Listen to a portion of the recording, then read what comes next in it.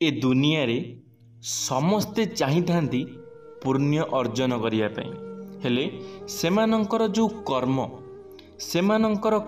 कारणरू सेमाने पुण्य अर्जन करि पारि नथांती। सबुबले पापरे बुड़ी होई रही थांती, पापर भागीदारी होई थांती। आपण मानकु मु गोटे कथा कहि देबाकू चाहूची।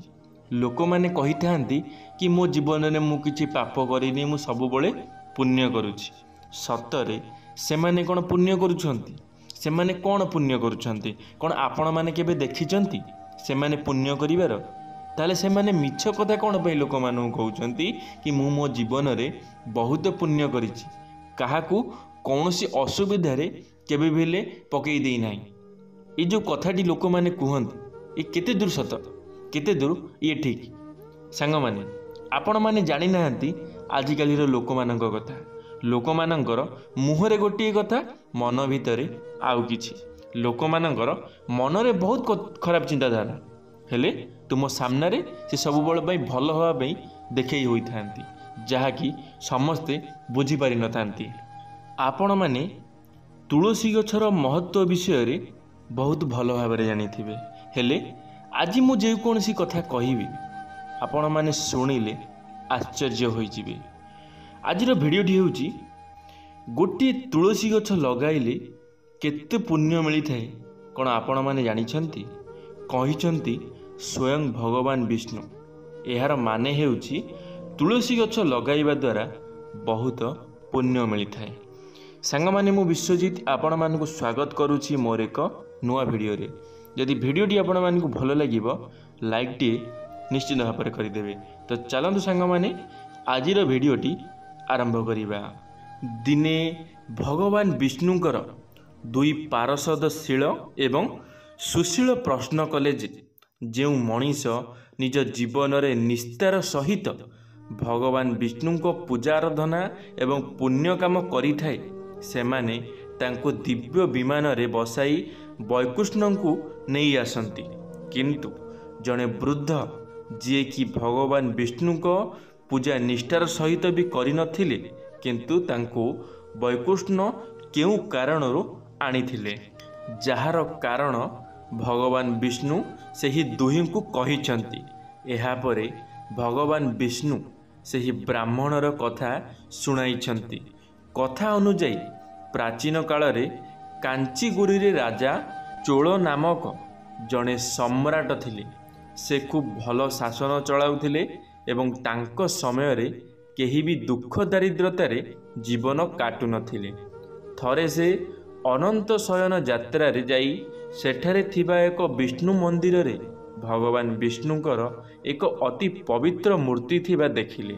से विधि विधान रे पूजा करी मोती माणिक अर्पण करी गोटी आसन रे सेठारे बसीगले। किछि समय परे राजांग देशर जड़े गरीब ब्राह्मण पूजा सामग्री सहित तुलसी दल आनिले एवं विधि विधानर सहित पूजा करी भगवान विष्णु को तुलसी दल एवं पत्र अर्पित करदेले। सही मोती माणिक सबु तुलसी पत्र तले रही जिबारु जहा क्रोधित होई ब्राह्मण को मूर्ख बोली कहिले। एहा सुनी ब्राह्मण विष्णुदास कहिला, राजा निजर धन संपत्ति थिबार गर्व कारणरू ही तुलसी पत्र को सामान्य मनुछंती।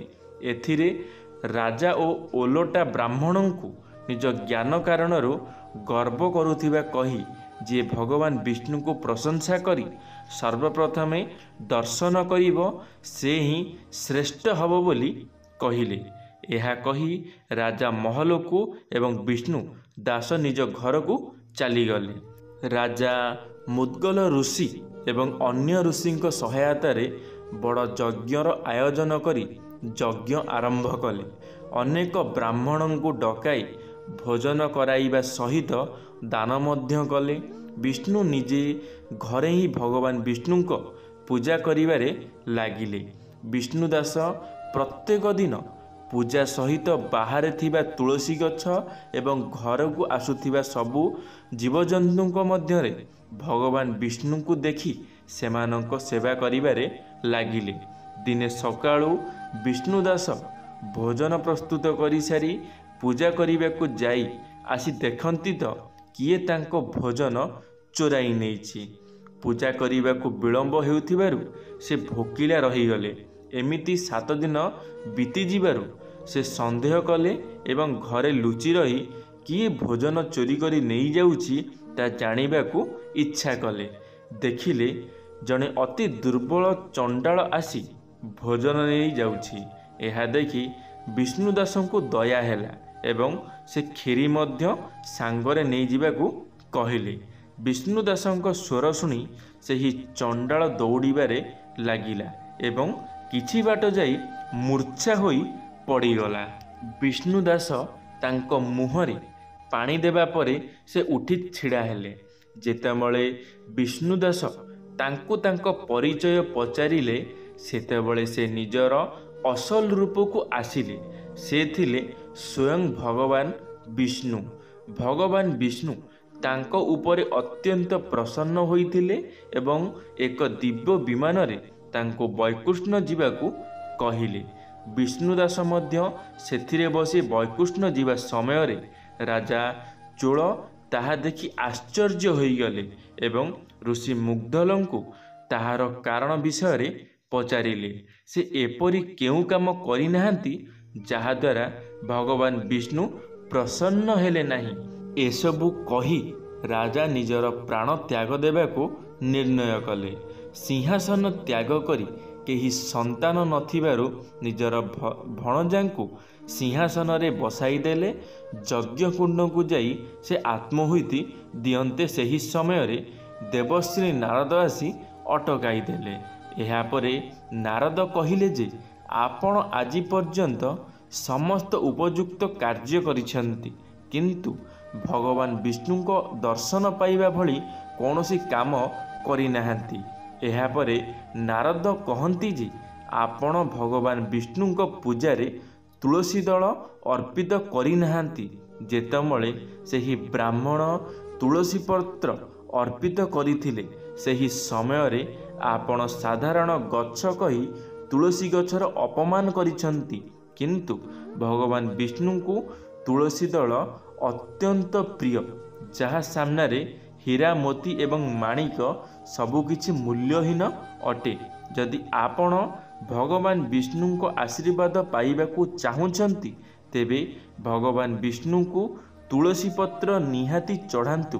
भगवान विष्णु तुलसी पत्र बिना कौनसी प्रकारर भोग ग्रहण करती नहीं कारण नित्य तुलसी अर्पण करुथिले तेणु तांकु वैकुंठ प्राप्ति हैला। सांग माने जदि आपण माने एही सब काम करू नाहांती आपण माने जानी रखंतु भगवान विष्णु तांकर तुलसी पत्र बहुत प्रिय। जेमिति आम प्रिय भगवान जगन्नाथ जगतर नाथ तांकर तुलसी पत्र केते प्रिय आपण माने बहुत भल भाबरे जानिथिबे। ये हेउचंती कलिजुगर ठाकुर।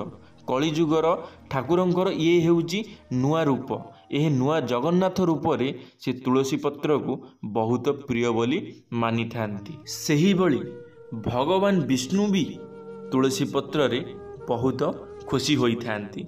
सही रूप भगवान विष्णु को रूप हेउचंती जगन्नाथ। सेथिपाई विष्णु को मध्य तुलसी पत्र प्रिय जगन्नाथ को मध्य तुलसी पत्र प्रिय। सेथिपाई जेबे भी आपण माने भोग लगौछंती ताहले तुलसी पत्र निश्चित भाव में अर्पण करंतु। देखिए आपण मानकु निश्चित भाव में शुभ फल मिलिबो। आउ जदि आपण मानक घर आखपाखरे तुलसी गछ नाही ताहले आजि ठारु तुलसी गछ लगेइबा आरंभ कर दियंतु बहुत शुभ फल मिलिबो। धन्यवाद सांग माने वीडियोटी शेष पर्यंत देखिथिबारु आपण मानकु अशेष अशेष धन्यवाद। आशा करी मोर ए वीडियो आपण मानकु किछि शिखिया पई मिलिथिबो। जदि आपनकु किछि शिखिया पई मिलिछि ताहले लाइक टे करिवे सांग मानक मध्यरे शेयर निश्चित भाव में करिवे। कमेंट बॉक्स रे आपण मानकर मतामत रखिवे। यदि आपण माने आम टॉकिंग वर्ल्ड यूट्यूब चैनल प्रथम दर पई आम टॉकिंग वर्ल्ड यूट्यूब चैनल को सब्सक्राइब करी बेल आइकन को ऑल क्लिक करिवे कारण आम चैनल ले जेबे किछि नुआ मोटिवेशनल वीडियो छड़ा जिवो आपण माने सर्वप्रथमे देखि परिवे। धन्यवाद सांग माने। जय जगन्नाथ, जय मां शारला, जय श्री कृष्ण।